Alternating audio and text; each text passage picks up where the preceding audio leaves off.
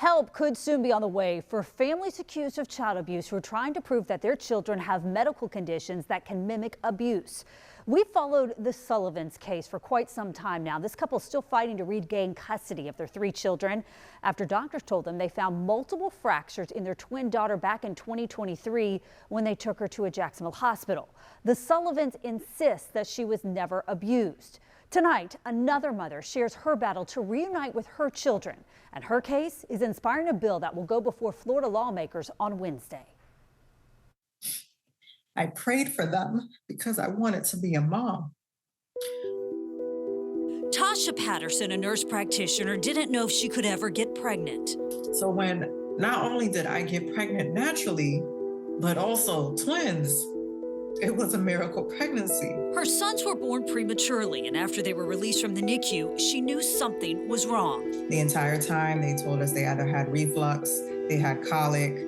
They told me that I was just a new mom who was overly concerned. But in 2022, when they were 2 months old, an ER visit changed everything. One twin was found to have a brain bleed, liver laceration, and multiple fractures. Twin B was brought in afterwards, and he was found to have fractures from head to toe in different stages of healing. We didn't know where it came from. The twins and their half-brother were removed from the Pattersons' custody.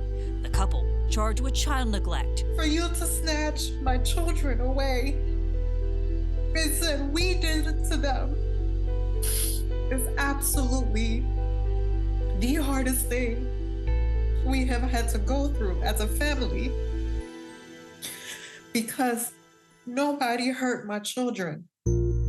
For 2.5 years, they've been fighting to get them back. The state terminated their parental rights. Afterwards, they say new medical information showed the twins had a genetic condition called hypermobile Ehlers-Danlos syndrome and had evidence of a metabolic bone disorder.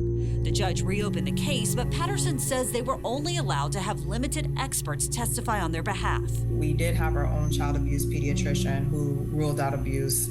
We had other geneticists involved.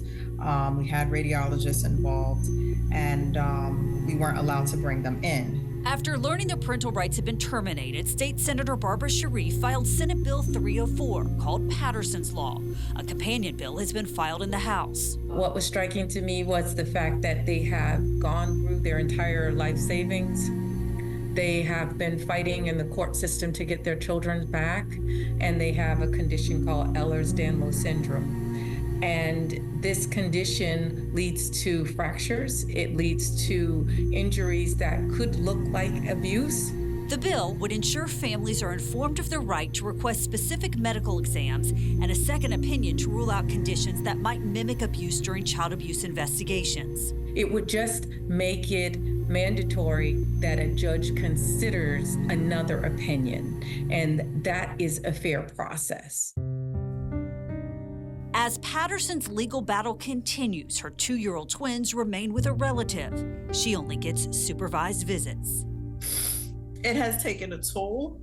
They took the first 2 years that I could have been raising them myself away from me. And they don't have to deal with the fact that when I'm leaving, I have to hear them crying behind the door because they don't understand why mommy has to leave. Now, we reached out to the Department of Children and Families, but we are still awaiting a response. Patterson told me she plans to testify before a Florida Senate committee on Wednesday. And in Georgia, a similar bill called Ridge's Law just passed the state Senate. It's now headed to the House. If it's approved, it would give parents in Georgia the right to a second medical opinion in suspected abuse cases.